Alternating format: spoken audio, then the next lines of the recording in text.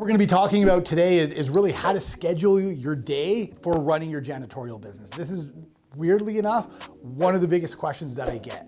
I find that people are usually in 3 phases when they run their janitorial business. So number 1 is not even started. The second one is have buildings and employees don't know what to do next.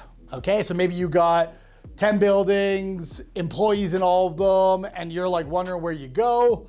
And the third one is, this is where you have admin and managers. This is where you have all of it. Okay, so when I'm doing this, I'm assuming that you are just getting going here. I'm just assuming that like you've just started, maybe you have a couple contracts, you don't know where to go. So the biggest issue I get here is people sit back and look and they go, man, but how do I get contracts if I work 8 to 5 o'clock every single day? Because that's when businesses are open. I want to go grow my business. I want to go drop off business cards. I want to do promotion. I want to do all these things, but I don't know how to get buildings because I have a full-time job. You know what? It is an absolutely fantastic question. What you need to do is work after and subcontract. So if you have a full-time job and you can't go get contracts on their own, you just contact subcontracting companies in your area. There's tons of them. They're everywhere and they'll give you janitorial contracts to start. You might only be making close to minimum wage on it, but nonetheless, you'll get contracts in order for you to start growing, and then you'll have a business after hours. This is not a long-term plan, because even if you have 5 contracts through one subcontracting company, I would count that as 1 subcontract, not 5. Okay, so that's a big one. If you lose that 1 contract, you lose all of it, and the profit margins are typically really lower, but it's a great way to start, get employees, get a little bit of a base build up, get some profit coming in so you could possibly quit your full-time job. And the second one is you need to work after hours. So this is more or less what I would do. If you're working 8 to 5, you are going to meet buildings that are after 5 o'clock. So what's open after 5 o'clock? That's your main question. What's open in your areas where you can go meet a decision maker after 5 o'clock? I would start off with restaurants, period. The decision makers are always there after. I'd be going after their rush at night, and I'd be doing it on Saturday and Sunday. I would be prospecting dental offices on Saturdays. Sundays, I'd be going to like churches after service. I would be doing all of this work after 5 and weekends. You need to be more targeted how you do it. So you might get up, 3 a.m., get all your ducks in a row for where you're gonna go prospect afterwards, go to your full-time job. After your full-time job at 5, you would then start targeting a list of those people to go and try to get their business. It is very, very important that you get up early and then you stay late. Your whole life is gonna be work for like 2-3 years to get it to something that you wanna have, okay? So that is option 1. The second one is you have a few buildings and you have a couple employees. Okay, so what I'm assuming with this right here is I'm assuming that you wanna be the salesperson in your company, because you need to make a decision earlier on if you wanna be the salesman or if you wanna be the cleaning manager. You're gonna need either a salesperson to grow your business, or you are the salesperson you grow, or maybe you're a cleaning manager and you want to just be the one that finds the staff, manages them at night, ensures the quality is good, and then you have somebody else do sales. Either way, you got to pick and choose which one you want, or you can try and do both if you're new and you're just running.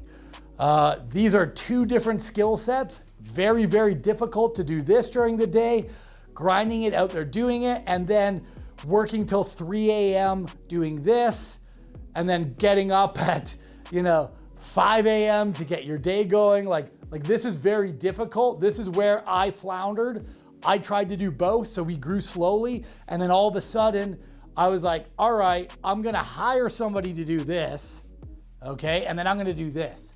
And then over time I was like, and then I'm gonna hire another one of these. So we had 3 of these guys, and that's when the company just went boom, right through the roof. Then you need to completely augment your schedule, okay? You're gonna have somebody to clean and manage them at night. If I was you, I'd be getting up at 3 a.m. From 3 a.m., what you're gonna do is you're gonna go actually, and you're going to inspect the buildings that they did the day before. You're gonna start inspecting all of them. I used to do my inspections early in the AM so I could see how the quality was going and I could inspect my managers' work that they went and expected to make sure that it was similar to what I needed, okay? And then after 3 a.m., I would come home, it'd be about 7 a.m., right? And then I'd start spending time with my kids before they went off to school. They'd see me, we'd play around, we'd dick around, I'd get them up in the morning. And then from here on, I would go start prospecting, knocking on doors, talking to clients, doing service calls, getting deals, doing all these things. Come 5 o'clock, I would meet my managers, have conversations with them of how it's going, how's the training here going, and then I'd probably be done somewhere around 6, spend an hour or two with the wife, and then I'd redo the whole entire thing again. That's if you want to be the salesman. If you don't want to be the salesman and you want to be the cleaner, then your whole schedule gets whacked out and it's completely different because you're working from 5 o'clock at night, probably even 4 because you want to talk to your sales manager while he's still working.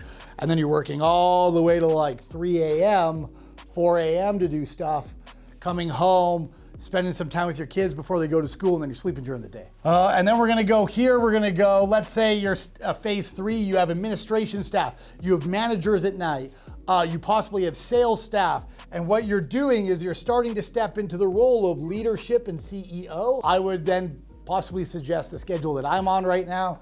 I get up at 2:30 a.m. My brain's usually on fire when I wake up in the morning, so what I do is for 2 hours, I do nothing but like work. I roll out of bed, I go downstairs, I'll hop on my computer, I start looking at targeting metrics, tracking metrics, inspections, what we got planned for today, what was finished yesterday, what wasn't finished, right? So I go to like 4:30 there, I start to work out from 6 to 7. I get my kids up and I play with my kids. 7 to 7:30, I head to work. I work straight until about 4:30 where I head home and I see my kids. I spend time with them for about an hour and then I work for another 2 hours and then I go to bed at like 7:30, 8 o'clock. I do this every single day, 365 days of the year. If you went and found me on Instagram, the Peter Boland, you saw my stories every day. Every day I'm posting stuff at like 2:30 a.m. Okay? It is a difficult schedule to be on, but it is probably the most productive schedule that I've ever had. I get the most amount of stuff done from like 2 to like 7 a.m. than more people will do in their whole entire day, okay? So you need to look at your schedule and you need to stop making excuses, all right? This is a big one. Stop making excuses for why you can't do what you need to do. It's a commitment that you need to make to success, and you need to stop taking all the excuses you're giving yourself and just throwing them out the window, and you need to start moving towards what you want to actually do with your life, okay? Because it's very, very important here, guys. That's all I have for you today. Thank you guys so much and hope you have a great day.